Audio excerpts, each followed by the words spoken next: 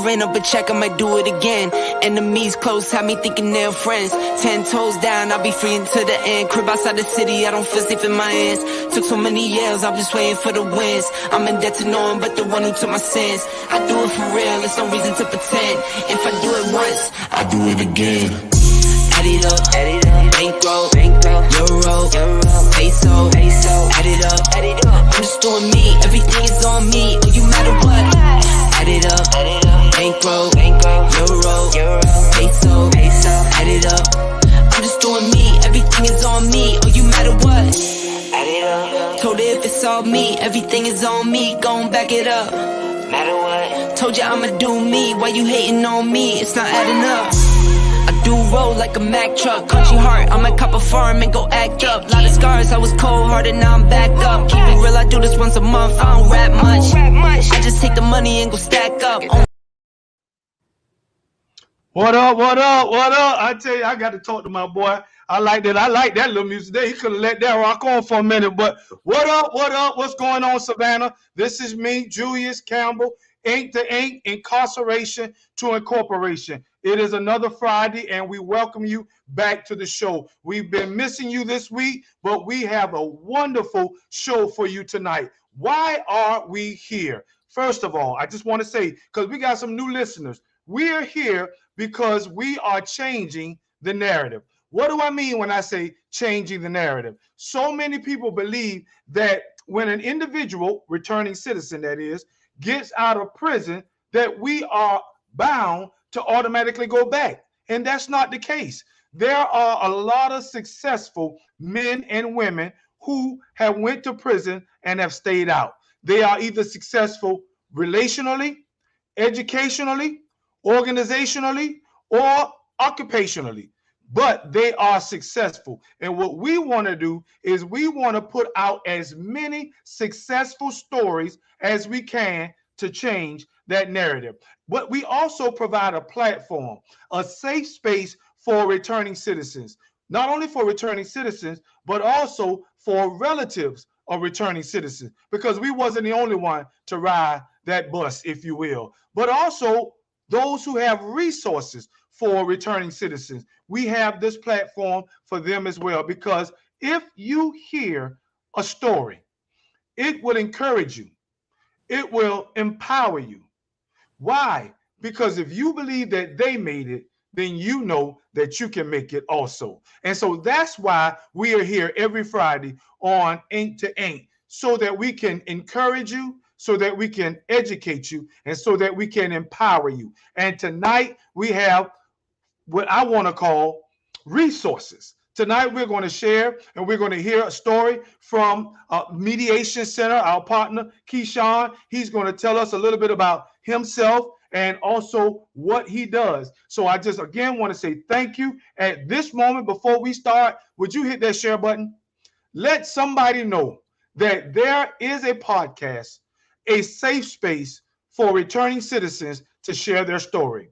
So hit that share button so that not only will you be encouraged, but also others listening will be encouraged as well. What up? I ain't seen you. I'm sorry. What's up, AB? My partner, who's the brainchild of this idea, Incarceration to Incorporation. What up, Julius Hall? Always thanking him for this platform, ATR Media. And what's up, Marie Jones, our co-host as well. They're not here with us tonight, but we do have somebody that we know going to encourage you. So how you doing, Keyshawn?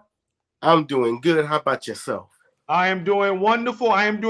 If you will, just introduce yourself and then tell us a little bit about, again, who you are and what is your relationship to incarceration. My name is Keyshawn Housey, and I'm the current Youth Programs Associate for the Mediation Center of the Coastal Empire. It is a 501c3 nonprofit organization that focuses on resolving conflict through conversation, founded in 1986. My personal relationship to incarceration, me personally, I've never been incarcerated. And I'm going to try and keep that going for as long as we can. Nonetheless, my dad, my biological father, he was incarcerated in the prison for a number of years, to the point where I'm not too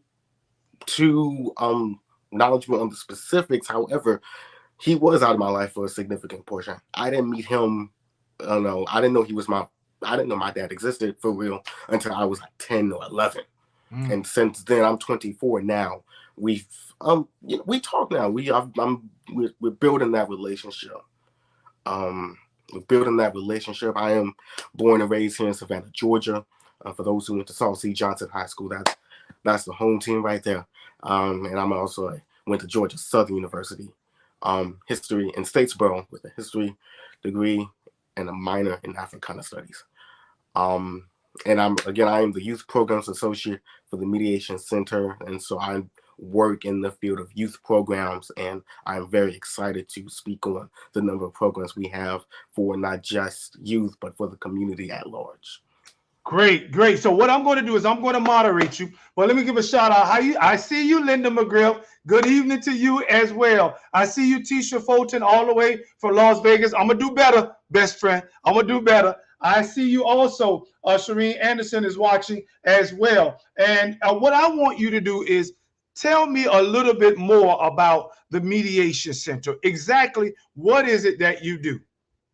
Okay, so again, the Mediation Center, nonprofit organization focusing on resolving conflict, number one, through conversation. And so for those who are not certain about what mediation is essentially it's facilitated discussion with the goal of resolving conflict. So I'm trained actually to be a mediator in the sense that I would be a third party neutral with the state of Georgia in order to resolve certain conflicts in the community. But me specifically right now, I focus on youth. So the kids, our students in the school system, and again, in the community. And we have a number of programs we offer. Number one, we go into the school systems, Savannah County, and we train your students, should they be selected, to become peer mediators, which gives them the various conflict resolution and navigation tools in order to resolve conflicts and be that mediator in the classroom to stop, to minimize the fighting that goes on in our schools today. That's actually how I found out about the Mediation Center when I was in high school, because they came and trained me and some of my classmates with that program. They're still doing it today, and I'm very happy to be able to facilitate some of that. It's done every single year. We try to go to as many schools as possible. We cover nearly all the high schools, middle schools in our area, elementary schools even in our area. Not only that, but again, it gives them the opportunity to have those leadership skills that they are able to keep with them forever. Those traits that it sticks with them forever. So let me ask you this.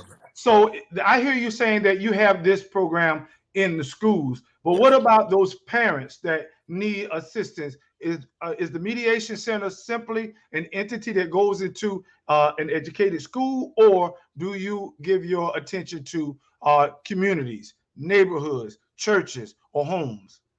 We do that through a number of avenues. Number one, and this is a class we're getting ready to offer in the next few weeks, that's our community mediation training. We are having an open call for community mediators, those individuals in the community who have the abilities or who want the abilities to resolve conflict in their neighborhoods, to help minimize the police presence in our neighborhoods, right? I'm just going to be real. I'm going to keep it real. That is the purpose of our program. And so we're offering the training as a 2-week training for June 10th and 11th, and then the week after, the 15th and the 16th. And you will be trained in those mediation skills, and you'll be equipped to resolve conflict in your neighborhoods again. Okay? Not only that, but we have our work in family law. And so for those who are going through various custodial battles, with your spouse, we have classes that aid in high conflict parenting. We have classes that help with the legitimation process. So for those who are trying to gain custody of the child, we offer legitimation courses. We also offer other just mediating style courses for parents, really. to aid in their conflict so that they're able to continue raising the child. Okay, let me ask you this then, because I'm going to take you down the road and I'm gonna bring you back. I want to get to know all things mediation, if you will. So now tell us, because there are a lot of people that never even heard of the word mediation. I myself just recently, within the last, I guess I would say 6 months, heard about mediation, and I've also learned that it is a lucrative employment. So can you tell us a little bit about the financial aspect of mediation? Is this something that's new on the scene? And if it is there a lot of people that's gravitating towards this? Is it a lucrative employment or job? Now, yes, no, I don't want to say that. So we work adjacent with a lot of different fields in our society, including law. For example, our mediation center, we have contracts through the court systems in which we're able to mediate cases in the juvenile, domestic, and civil courts, right? However, our mediation center, again, we're not for profit. We focus on, we're for the community. We try to be a community resource. So a lot of our services, if they do have a fee, they're greatly reduced versus what you would commonly see with other mediators, private mediators, other just mediation groups throughout the country. Okay. A lot of our work is done through community volunteers. We have a number of volunteers throughout the country, who we're able to call up and they're able to mediate various cases in our in our system here. Okay, gotcha. That helps. And I see you, Mr. Ellis. I'm gonna move to that in just a minute. Mr. Ellis is ready to talk about gun and gang violence, and I'm fit to get to that. But I want to lay the foundation for what mediation is, so that we will understand how mediation works. And so I want to ask you now, Keyshawn, if you would give us a layman's definition of a mediator.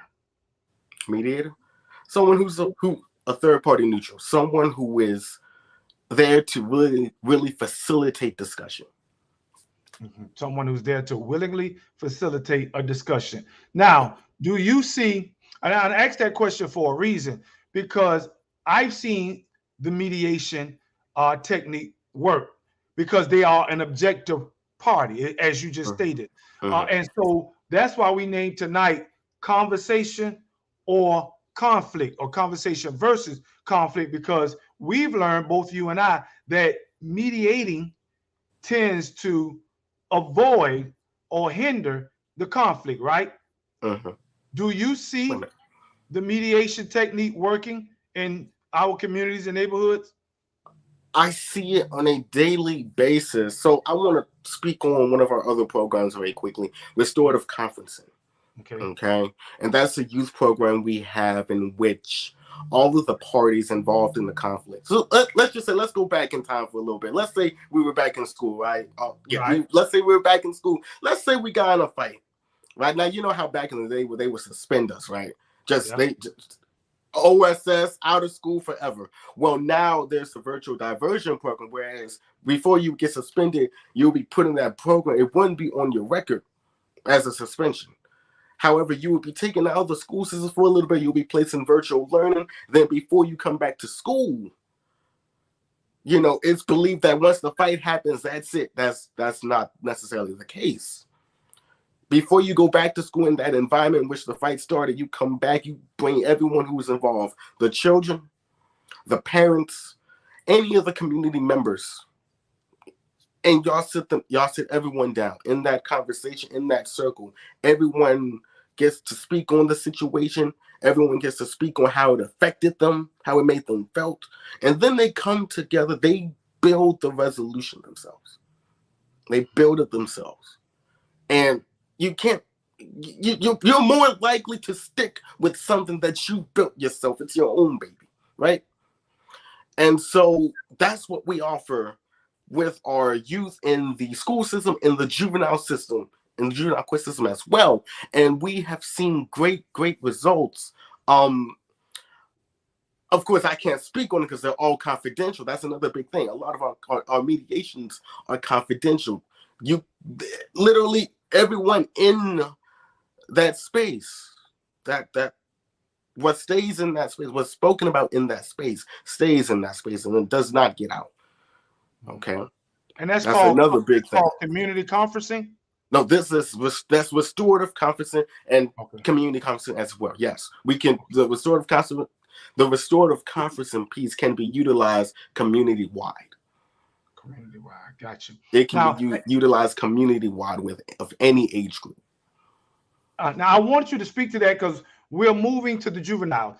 Okay, remember this is ink to ink, and then we want to make sure that what we're saying is relevant to our returning citizens, be it adults or juveniles, because we spoke on this show on numerous of occasions about the school to prison pipeline and helping to reduce that. And I know that the Mediation Center is a part of helping to reduce, if you will, or hinder that school to prison pipeline. And so now I want to ask you about the juveniles. How did you get involved in that work? Because there are a lot of young people right now that is in desperate need of mentoring and mediation. So how did the Mediation Center begin to work with the juvenile system?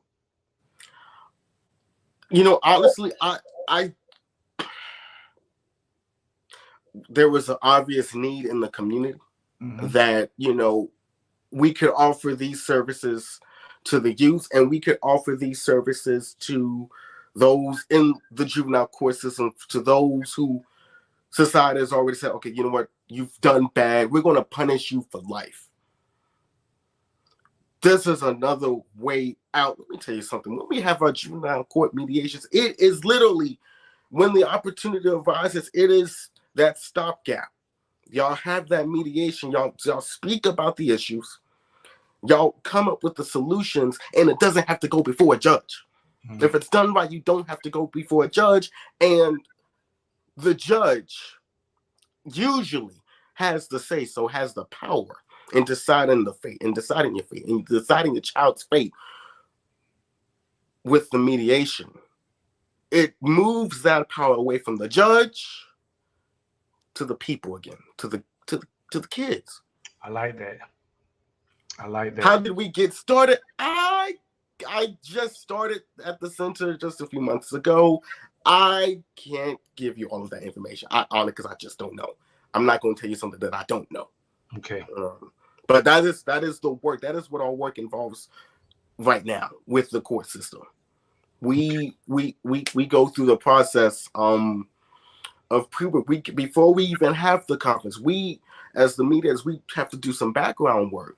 We literally call up everyone who is involved in the situation. We ask for their side of the story, and then we bring them all together and we have them retell the story so that everyone can hear it, and everyone hears and everyone listens.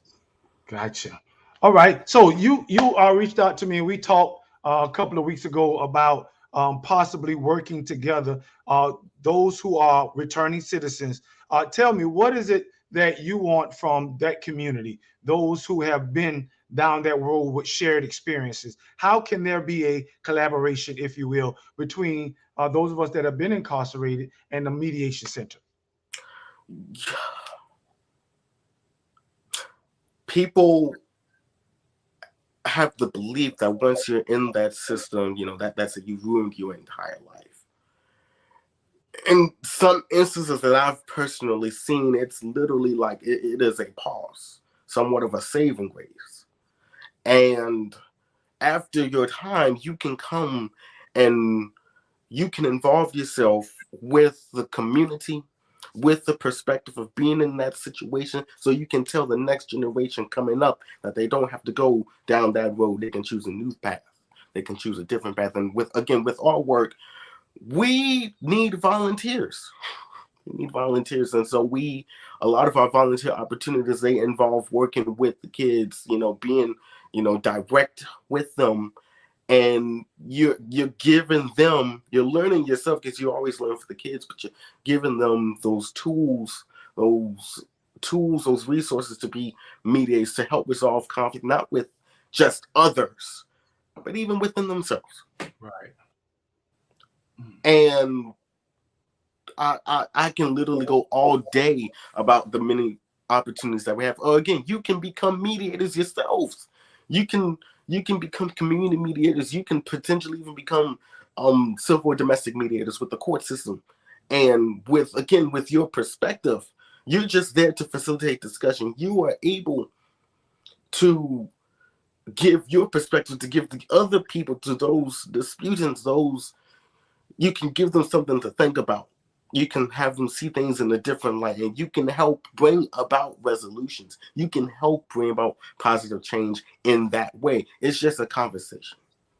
I love that. And I'm glad that you are reaching out to returning citizens. For those who are just coming in, a returning citizen is someone who has been incarcerated and now they're returning back to society, whether they were incarcerated 20 years ago or 20 days ago. And one thing that Mr. Keyshawn has just stated is that we have a lived experience. And so if we have a lived experience, we can relate. And not only do we relate, but we are also relevant. Now, one thing I would like to say, because I can use myself as an example. I did 26 years in the Georgia prison system. And while I was there, I was progressively preparing myself to be who I am and what I am today. And that is a minister, a mentor, and a motivational speaker. I want to speak primarily to the mentoring piece because my job title is Life Navigator.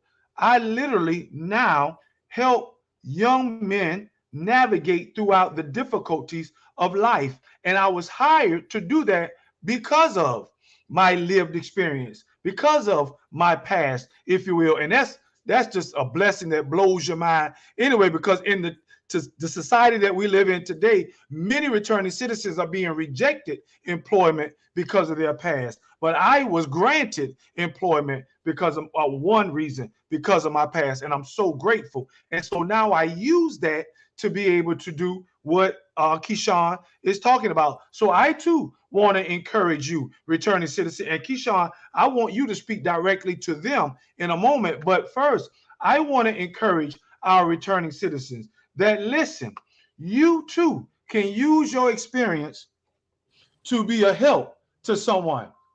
You too can use your experience to let people know that your lived experience can be an encourager and an educator to others. So I need you to know right now, returning citizen, you can do it. Keyshawn, you also speak to them right now. Just look in the camera and tell them what you're looking for. You know what? We're looking for people who care. I want to use stronger language because I feel like that would convey what the feelings that I have inside for how much y'all actually matter to this. Mm-hmm. Y'all are in the position in this stage of the game, in this life, and y'all see the way society is right now. Let's just I'm taking my mediation center cap off for a hot second. The world as we know it needs a dire restructuring. The way we are going about things right now in every single aspect of our society is not it, and it needs to change. It needs to be reimagined. And through this work, you can be a part of that. You can be a part of that. So in a way where you don't have to be stigmatized for the rest of your life because of a decision you made many years ago, mm-hmm. when you didn't know wiser. Now you know wiser, and you can help lead the next generation to greatness. You can lead our future to greatness. Still, that has not been extinguished for you. The day that would have been extinguished is the day you die. And as long as you're still kicking and doing the doggone thing, you can be a credit to you can help us learn. You can help us be better people, be better humans. I love that. You spoke from your heart, brother. And I want to ask a question. I know you are working with the courts in juvenile right now. Do you see the mediation center working in the prison system? I don't see why not. If there is a great demand for it, then we will certainly help. We could certainly help. Um, I see no problem with it. Okay. So where are you located? We are located right here in Savannah, Georgia, at 5105 Paulson Street in the Executive Court Building. 120 Suite 125D. It's on the bottom floor, kind of depend on where you come in. You can't miss it. It has the mediation sign on the front of it. But that is our office. We are opening up a satellite location of sorts in Liberty County. I don't have the specifics on that, but I know it's in the works. So for those in Liberty County. But we're the Mediation Center of the Coastal Empire. So we service the Coastal Empire, Chatham County, Effingham County, Liberty County. I think the Coastal Empire. So what you mean, what is considered the Coastal Empire, we service those communities as well. And again, we have connections. We work with other mediation centers across the nation, across Georgia, and we do a lot of collaboration. This is a nationwide effort. This is a nationwide movement. A nationwide movement. I love that. So let me ask you, how do they get in touch with you? Because you say y'all are getting ready to start a mediation class for peer mentoring. Is that what you said? For community mediation. So those who wants to learn the skills to become mediators, to help mediate conflict in the community, come to our next training sessions. It is going to be at the Pennsylvania Avenue Resource Center, June 10th and 11th, and then June 16th and 17th. So that's the Friday and Saturday. It's a 2-week class, both of those weekends. And it is from 9 to 4. And you will learn all the skills to become community mediators. But we are always looking for volunteers to be a volunteer with the Mediation Center. You can contact me at 912-999-2110. I'm going to say it again, 912-999-2110. You can contact me via email, Housey, Housey at Mediation Savannah. Mediation Savannah, MEDIATION, Savannah, SAVANNAH.com. Thank you, Housey at mediationsavannah.com. I might have now, butchered Mr. Ellis is on, and Mr. Ellis is asking me a question about these guns. So I'm going to broach that because for a moment, because this particular segment is not about guns. It's more so about the conversation. And because again, conversation or conflict, we want to start with the conversation before we get to the conflict. Now, when the conflict happens, then we got to know how to deal with it. But if we can start with conversation, then I believe that we will head off the conflict. But his question is, where are all these guns coming from? Everyone has a gun these days, and no one is afraid to use them.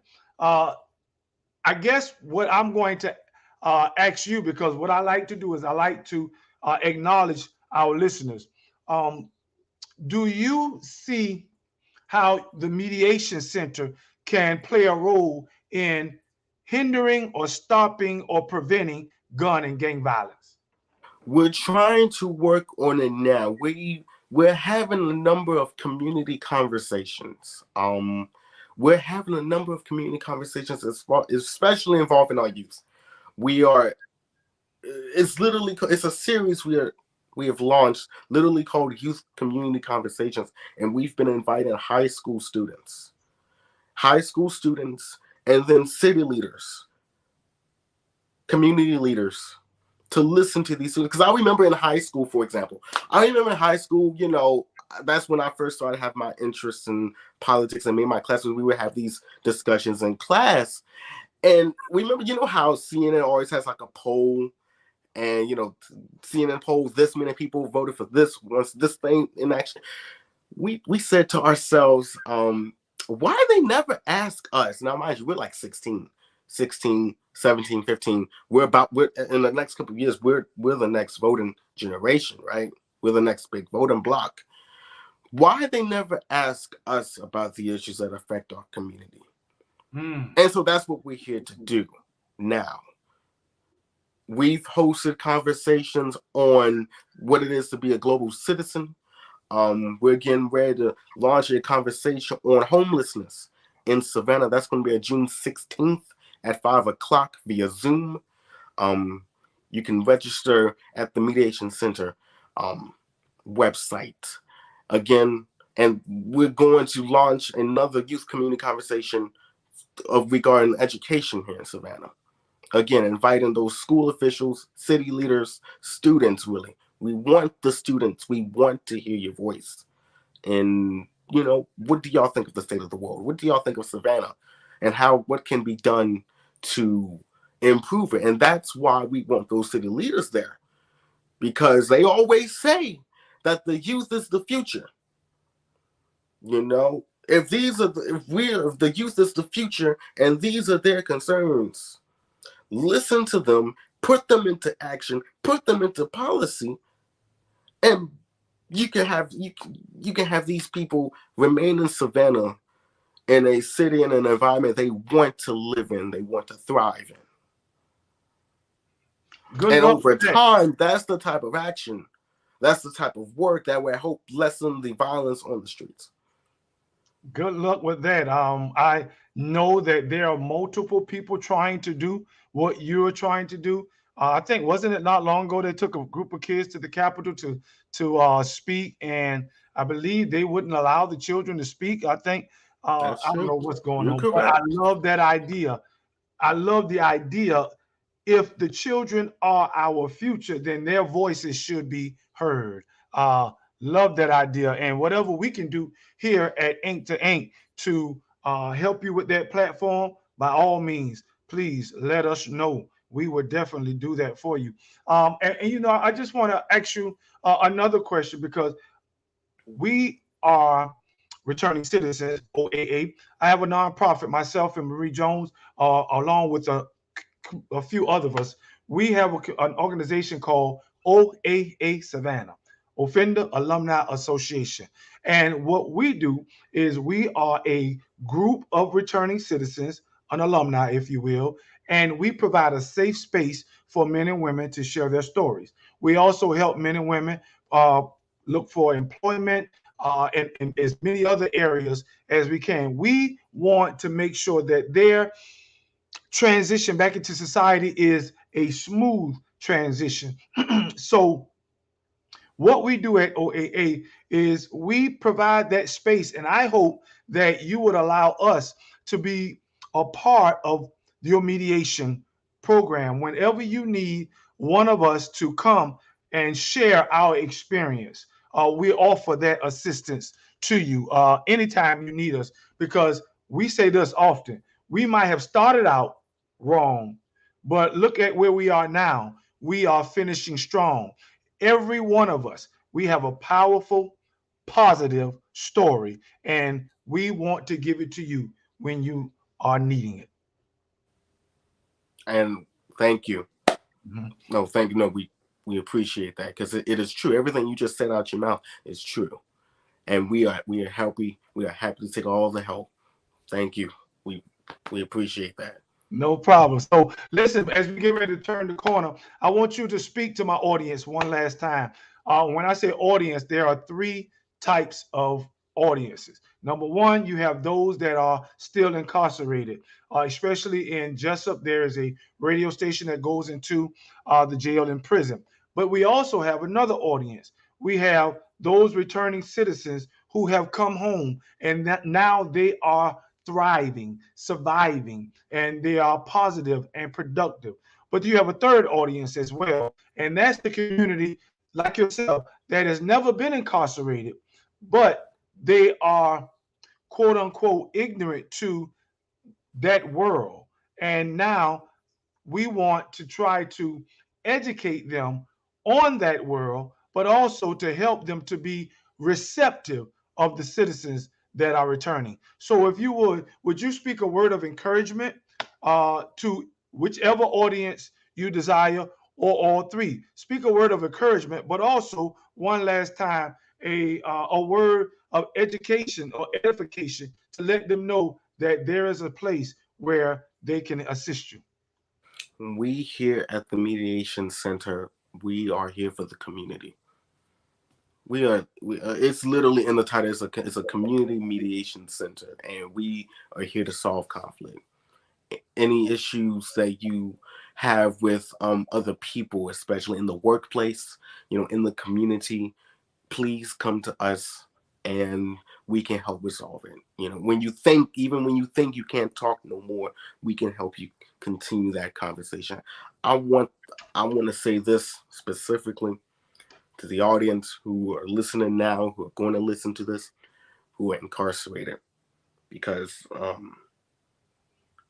I think it needs to be said. Not a lot of people realize it, but of course, the 13th Amendment mentioned that, slavery is illegal here in the United States, with the exception of being incarcerated in that system.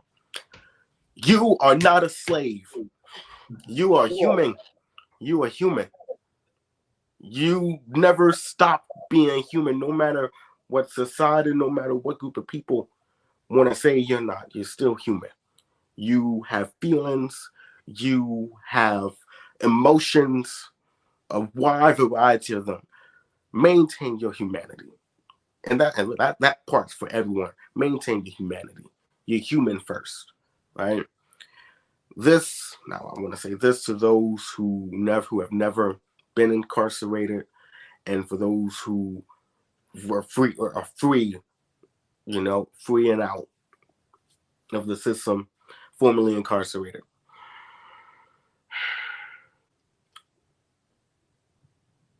We need more people who care in the world. So if you care about stopping the violence here in Savannah or wherever you are listening from, if you are a person who wants to encourage more discussion, more civil discussion instead of fighting or gun violence, I highly encourage you all to look at us and volunteer with us, because a lot of the work we do, people don't realize about the Mediation Center. We're actually a very small staff. I think it's not even, we don't even have 20 people, full-time staff on our, in the organization. A lot of the work is done with volunteers. Like, we literally could not do the work we do in the community if it wasn't for our volunteers.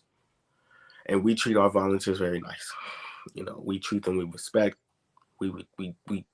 There are so many opportunities that come with that, so many benefits that come with that, in so many ways, for not just yourself, but for those you end up helping. Just for them to see your face, it means the world to them, and it means the world to us. So I highly encourage y'all to volunteer with us. And for more information on that, I'm the guy. Keyshawn Housey, Youth Programs Associate. My phone number is 912-999-2110, and my email, khousey, KHOUSEY, @mediationsavannah.com. Thanks, Keyshawn. I'm so grateful for people like you and organizations like the Mediation Center, because you meet us with a hand saying, help. Just like we have a listener on right now. Let's make sure I say that correctly. Sharon Grandma Hands Sadler. She says, I hear your heart.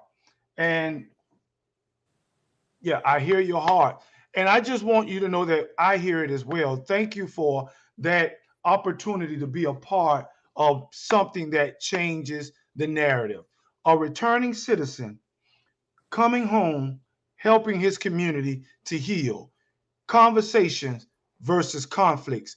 That's what we love. And we appreciate you giving us that opportunity. And to our listeners, as always, thank you for coming on and joining us. You know, I love to say this. I'm going to keep saying it so that it will register in your minds, just like when I heard it, it registered in mine. We, returning citizens, may have started out wrong, but look at us now. We are finishing strong. We are doing well. We are successful in our own rights, and we want to change the narrative. Would you help us? Will you help us to change that narrative? We need an opportunity, whether it's employment, whether it's encouragement, motivation. We need an opportunity. Help. And I also want to encourage the community right now. If you have a loved one that's incarcerated, find out what's going on with him or her. There are things going on behind those bars that we are not privy to. And there needs to be someone checking on their loved one. For a country that has over 2 million people incarcerated, that means that you may have a nephew, a niece, a brother, a sister, God forbid, a mother or a father behind bars. Find out how they're doing. Check in on your loved one. Prison reform is greatly needed. But if you don't know what's going on with your loved one, it starts at home first. So I encourage you, find out what's going on with your loved one. Look at returning citizens differently than the media has led on to. We are changing the narrative. I encourage you, look in on your loved ones. We'll meet you here again next week, same time, Friday at 8 to 8. Remember, a debt that is paid is no longer a debt. Returning citizen, you can do it. We encourage you, continue to live and be brave and courageous. Thank you, Keyshawn. Appreciate you. We're going to holler at you again. To the rest of you, we see you next Friday. Peace out. Y'all have a good one. Y'all be safe.